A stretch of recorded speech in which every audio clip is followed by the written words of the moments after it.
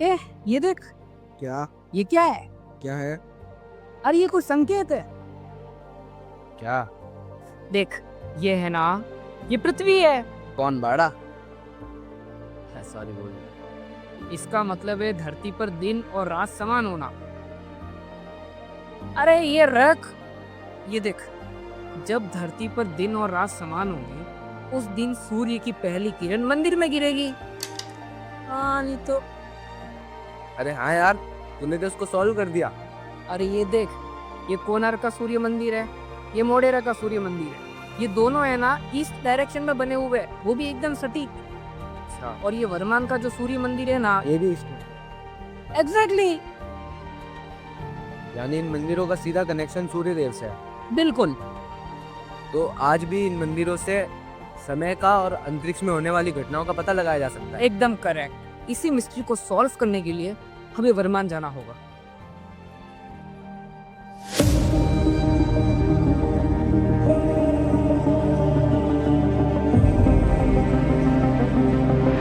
कहा जाता है कुछ जगहें जमीन पर जरूर होती है पर उनका वजूद कहीं और लिखा होता है। वर्मान भी शायद इन्हीं जगहों में से एक था जिसे समझने के लिए सिर्फ आंखें होना काफी नहीं। देखो, दरअसल हम यहाँ कोई हिस्ट्री ढूंढने नहीं आए थे। हम यहाँ आए थे एक सवाल लेकर। सवाल यही था कि क्या इस मंदिर में वही सारी घटनाएं होती है जो मोढेरा और कोणार्क के सूर्य मंदिरों में देखी गई है? क्या ये मंदिर आज भी अंतरिक्ष में होने वाली घटनाओं को महसूस करता है? विज्ञान और कल्पना की ये कहानी अब सच होने वाली थी। 22 मार्च, 21 जून और 22 सितंबर।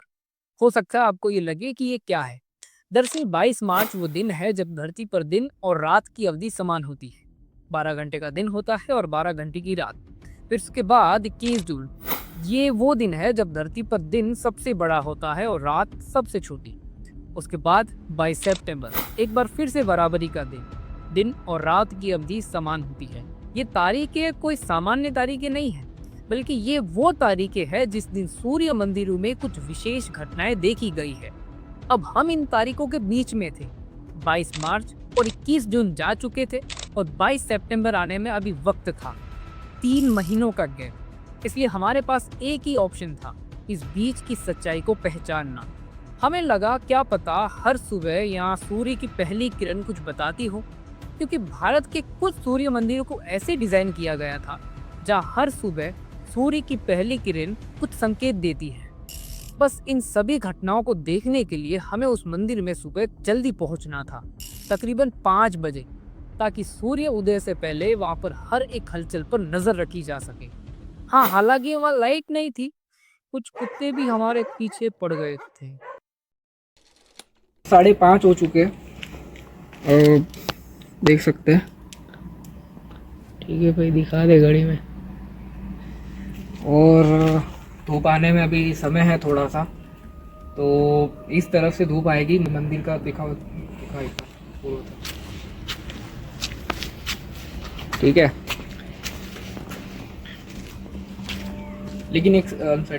लेकिन एक सबसे बढ़िया चीज़ दिखाता हूँ आपको। यहाँ ये मंदिर के गेट के ऊपर मैंने मेरा मोबाइल रख दिया है। आप इस मंदिर की दिशा देखो।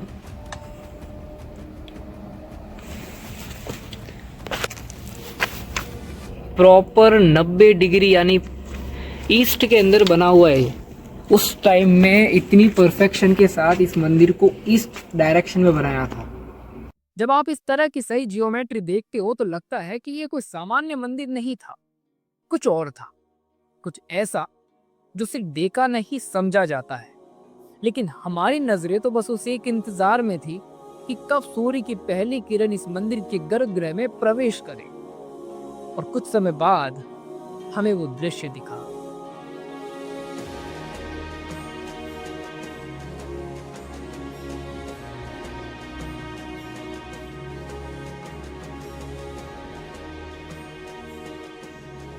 इस मंदिर की संरचना है, खगोल शास्त्र के आधार पर इसकी की गई है।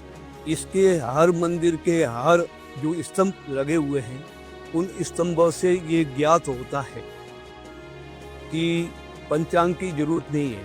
अब कौन सा सूर्य किस राशि पर है और सूर्य की छाया का तब फैलती है।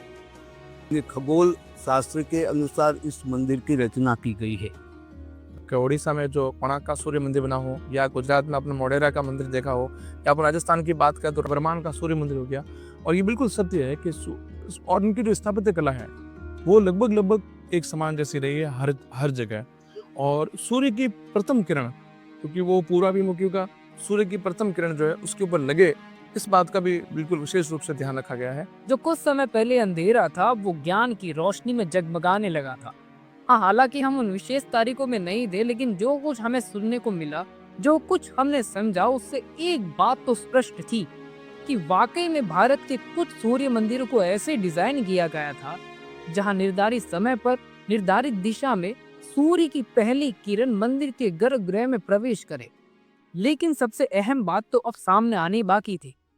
मंदिर के अंदर कोई सूर्य घड़ी है या नहीं, या फिर हम कुछ ज्यादा ही सोच रहे हैं। मंदिर के गर्भगृह में रोशनी जरूर गिर रही थी, लेकिन समय का कोई स्पष्ट ज्ञान या घड़ी का कोई प्रमाण हमें अब तक नहीं मिला था। हम ध्यान से देख रहे थे, हर कोने को, हर पत्थर को, कि क्या पता कुछ छुपा हुआ संकेत मिल जाए। और तभी हमने वो देखा जिसने हमें अंदर से हिला के रख दिया। हमारी नजर गई मंदिर के राइट साइड के 6 पिलर्स पर। हर पिलर पर रोशनी का पैटर्न कुछ बदल रहा था। एक पर थोड़ी सी रोशनी, दूसरे पर थोड़ी ज्यादा, और जैसे जैसे आगे बढ़ते गए छठे पिलर तक पूरी रोशनी पहुंच गई। कुछ पिलरों के ऊपर से बढ़ती जा रही है और कुछ घटती जा रही है। इस जगह पे रोशनी इतनी है, कम है, इस पे थोड़ी ज्यादा है, इससे थोड़ी ज्यादा, इसमें यहाँ तक आ रही है, इसमें यहाँ तक आ रही है।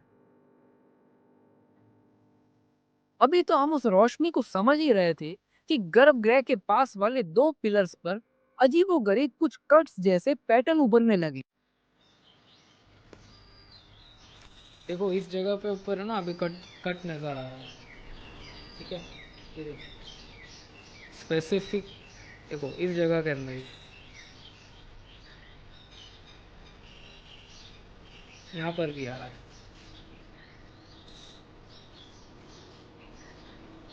ठीक है।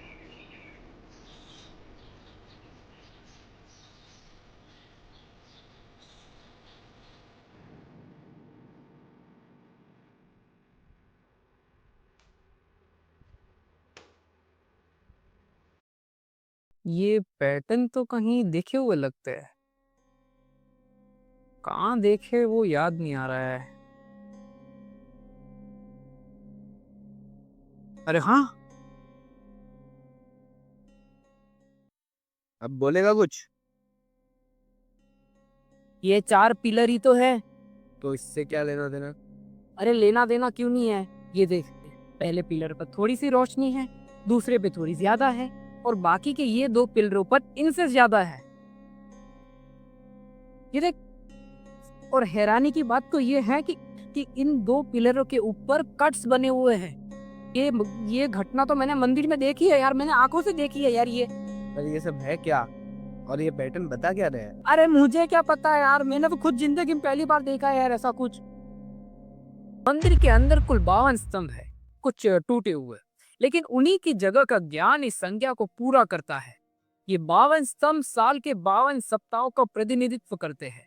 लेकिन सबसे ज्यादा हैरानी की बात तो तब हुई जब मंदिर के हर स्तंभ पर चारों दिशाओं में कुछ अजीबोगरीब आकृतियां और मूर्तियां बनी मिली।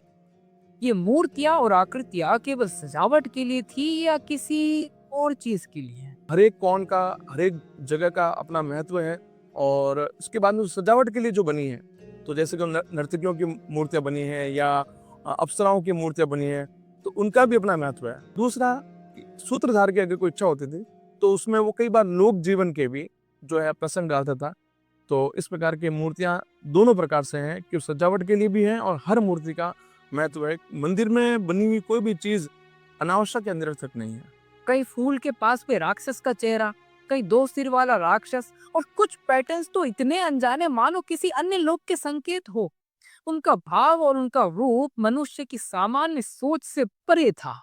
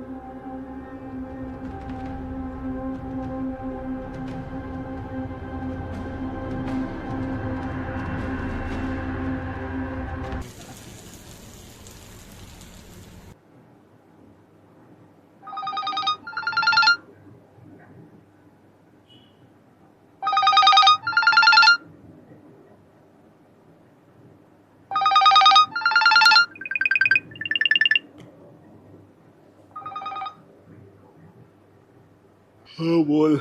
Hello hello. अरे गजब हो गया यार। क्या हुआ? अरे उस मंदिर में उसकी मूर्ति मिली है। किसकी? क्या बोलते हैं उसको यार। अरे वो होता है जिसकी गर्दन लंबी होती है, वो पूंछ भी लंबी होती है। क्या? वो डायनासोर डायनासोर। डायनासोर? तू ठीक तो है ना? मुर्गा देखा होगा तूने, मुर्गा लंबी पूंछ वाला। अरे मुर्गे के क्या लंबी पूंछ होती है। अरे तू समझ नहीं रहा। मैं क्यों झूठ बोलूंगा। 5:30 बजे उठ के तेरे को फोन करूंगा और मैं तेरे को ये डायनासोर की थ्योरी झूठ थोड़ी बोलूंगा। अरे मैंने देखा है भाई, उसके अंदर फोटो है यार। अरे है वो डायनासोर लग रहा है, पूरी तरह से लग रहा है। एक फोटो, एक ऐसी तस्वीर जिसने हमारे सामने कहीं सवाल खड़े कर दिए। आखिर में ये था क्या? क्या सच में किसी काल्पनिक प्राणी को मंदिर के पिलर पर उतारा गया था? मंदिर के एक पिलर पर बनी ये छवि किसी सामान्य सजावट से बहुत अलग थी। गर्दन लंबी, शरीर विशाल और मुंह का आकार एकदम अनजाना। एक ऐसा रूप जो इंसानों ने कभी देखा नहीं, तो फिर उसे बनाया कैसे? हो सकता है कि उनको ऐसे इस प्रकार का नॉलेज रहा हो या जानकारी रही हो कि डायनासोर की खोज तो अभी 19वीं 20वीं शताब्दी की रिसेंट खोज है, तो उनको ध्यान में रहा हो, तो उस प्रकार के उन्होंने या तो जानवर रहे हो और उसकी कल्पना के रूप में उन्होंने इस प्रकार की आकृति जो है वहाँ बनाई हो सकता है, एक संभावना मान सकते हैं। मंदिर के अंदर मिले ये पैटर्न्स किसी डायनासोर की तरह नजर आते हैं। हैरानी की बात तो तब हुई जब कंबोडिया के तापरोहम मंदिर और हम्पी के विट्ठल मंदिर के अंदर भी ऐसी ही आकृतियां बनी हुई पाई गई। अभी तो हम इस डायनासोर जैसी आकृति को समझने की कोशिश ही कर रहे थे कि मंदिर के बाहरी हिस्से में एक और चौंका देने वाली मूर्ति नजर आई। सबसे यूनिक चीज मुझे जो लगी ना, वो ये है, इस बंदे के हाथ में पता नहीं क्या कुछ गोल जैसी चीज है। दिखाओ इसे। इस बंदे के हाथ में पता नहीं क्या गोल जैसी कुछ चीज है। आप देख सकते होंगे, आई थिंक वीडियो चल रही होगी। ठीक है, देखो। अच्छा, आपको वो वराह अवतार की कहानी तो पता ही होगी, जिसमें एक राक्षस हमारी पृथ्वी को उठा ले जाता है और बाद में विष्णु भगवान वराह अवतार लेके हमारी पृथ्वी को वापस ले आते हैं। क्या ये राक्षस आपको उसी की तरह नजर नहीं आ रहा, जिसके हाथ में एक गोल जैसी आकृति है जो बिल्कुल हमारे पृथ्वी की तरह नजर आ रही है? देखो, कहीं ना कहीं ये प्रमाण है कि हमारे पूर्वजों को ये पहले से ही पता था कि पृथ्वी गोल है। आज जिसे हम मॉडर्न साइंस का ज्ञान मानते हैं, उसका प्रमाण उन्होंने सदियों पहले ही दे दिया था। हाँ, एक बात और, मंदिर के ठीक सामने दो बड़े बड़े चट्टान जैसे पत्थर रखे हुए थे। हाँ, शुरुआत में हमें लगा कि ये कोई गड्ढा है, लेकिन हम गलत थे। ये कोई गड्ढा नहीं था, दरअसल ये एक कुंड था। अच्छा, सिर्फ कुंड भी नहीं था, बल्कि अंडरग्राउंड वाव यानी स्टेप वेल सिस्टम का एक हिस्सा था। कि जो ये बावड़ी बनी हुई है ना, अच्छा गुफा नहीं थी, अच्छा। उस बावड़ी के अंदर जाने का रास्ता था। जो कि यहाँ का पुजारी होता था, वो पुजारी उस बावड़ी से पानी ला करके यहाँ का भगवान को स्नान करवाता। यहाँ से चिड़िया बनी हुई है नीचे। अच्छा, यहाँ से सीढ़ियाँ थी नीचे जाने की। हाँ, ये कोई साधारण कुंड नहीं था। मंदिर के लेफ्ट हैंड साइड पर तकरीबन 50 मीटर की दूरी पर एक वाव बनी हुई है। ये कुंड उसी वाव से जुड़ा हुआ था। अब क्या होता था कि जब इस वाव के अंदर पानी भरा हुआ होता था, तो वो पानी इस कुंड तक पहुंचता था और तब होता था एक ऐसा दृश्य जो आज भी सोचने पर मजबूर कर दे। सूर्य की किरण इस कुंड के पानी पर सीधी गिरती थी, तो उसका एक रिफ्लेक्शन मंदिर के अंदर तक जाता था, बिल्कुल उसी तरह जैसे किसी शीशे पर लाइट मारने से उसका रिफ्लेक्शन दूसरी दीवार पर गिरता है। मंदिर के अंदर की छतों पर कहीं मूर्तियां और पैटर्न्स बने हुए हैं। संभव है कि उन मूर्तियों के ऊपर ही ये रिफ्लेक्शन गिरता हो और किसी घटनाओं का संकेत देता हो। मंदिर के अंदर जो मूर्तियां मिली वो अब यहाँ नहीं है। उन्हें पाली के बांगर म्यूजियम में रखा गया है। शायद उनका सुरक्षित रहना वही संभव था, लेकिन कहीं ना कहीं उन मूर्तियों के बिना ये मंदिर अधूरा सा है। हाँ, एक बात और, मंदिर के राइट साइड में एक पुराना फाउंडेशन मिला है। शायद यहाँ पहले कोई मंदिर या एक यज्ञशाला रही हो। काफी चांसेस है कि ये एक नींव हो सकती है, फाउंडेशन हो सकती है, क्योंकि इनकी सटीकता देखो। यहाँ से ये सीध में आ रहा है। हाँ, ये देखो, ये पूरा सीध में। तो पत्थर देख रहे हो, इनकी कितनी अच्छे से कंप्लिंग की गई है। यहाँ देखो, ये देखो, इन दोनों पत्थरों को एक कपलिंग के द्वारा यहाँ जोड़ा गया है। और ये देखो तो काफ़ी चांसेस है कि यहाँ पे कोई यज्ञशाला रही हो या फिर कोई मंदिर। हाँ, लेकिन सबसे हैरानी की बात, वर्तमान में मंदिर में टोटल 3 शिलालेख है जिन्हें अब तक कोई पढ़ नहीं पाया है। हाँ, पुरातत्व विभाग के पास भी कोई जानकारी नहीं है। उनके अंदर लिखी हुई भाषा या तो पुरानी नागरी या फिर देवनागरी हो सकती है, लेकिन जब तक उनका इतिहास बाहर नहीं आएगा या उनका राज जब तक खुल नहीं जाता, जब तक मंदिर का प्राचीन इतिहास एक पुरानी कहानी ही बना रहेगा। सूर्य भगवान है, बाकी किसी ने भगवान भगवान शब्द हमारी भारतीय संस्कृति के अंदर, सनातन धर्म के अंदर भगवान शब्द मौजूद है, लेकिन हम किसी ने नहीं देखा कि भगवान का कैसा स्वरूप। लेकिन ये प्रत्यक्ष प्रमाण है, सूर्य यानी वो स्वयं दृष्टा भगवान सूर्य है, और उस सूर्य भगवान का उद्धार होना चाहिए। उसके पवित्र किरणों से हमारा ये संस्कृति का, सनातन धर्म का उद्धार हो सकता है। जिस समाज ने, जिस जाति ने और जिस देश ने अपने इतिहास को भुला दिया है या जिन्होंने अपने इतिहास की ओर ध्यान नहीं दिया है, उसका विनाश हो गया है। तो इतिहास को जानना बहुत ज़रूरी है। हमारा क्या इतिहास था, हम कैसा है, कैसे हमने प्रगति की, और इतिहास को जानते हुए हमें आगे प्रगति करना। जिस जाति ने, मैं कह रहा हूँ, जिस जाति समाज ने या जिस देश ने अपने इतिहास को भुला दिया, इतिहास को इग्नोर कर दिया, उसका आगे कोई इतिहास नहीं होता, उसका आगे कोई भविष्य भी नहीं होता। तो हमें जो आने वाली जनरेशन है, मैं अपनी जनरेशन को ये कहना चाहूँगा कि एक तो फेसबुक का इतिहास नहीं पढ़ाएं, एक सोशल मीडिया का इतिहास नहीं पढ़ाएं, आप टेक्स्ट बुक पढ़िए, अच्छे इतिहासकारों की बुक पढ़िए, इनकी सुरक्षा करना, इनकी साफ सफाई करना, इनका रखरखाव करना, इनको नष्ट भ्रष्ट नहीं करना, इनको विकृत नहीं करना, ये हमारा सबसे बड़ा राष्ट्रीय कर्तव्य है। अगर अपन ये कर लेते हैं तो मैं मानता हूँ अपन सबसे बड़ा देशभक्त है। इस मंदिर ने हमें सिर्फ पत्थर या कलाकृतियां नहीं दी, बल्कि ये सोचने पर मजबूर किया कि हमारे पूर्वज सिर्फ भक्त नहीं थे, वे ज्ञानी थे, विज्ञानी थे, और उनका समय हमसे काफी आगे था। और हो सकता है ये अंत नहीं, किसी नए सफर की शुरुआत हो। नमस्कार।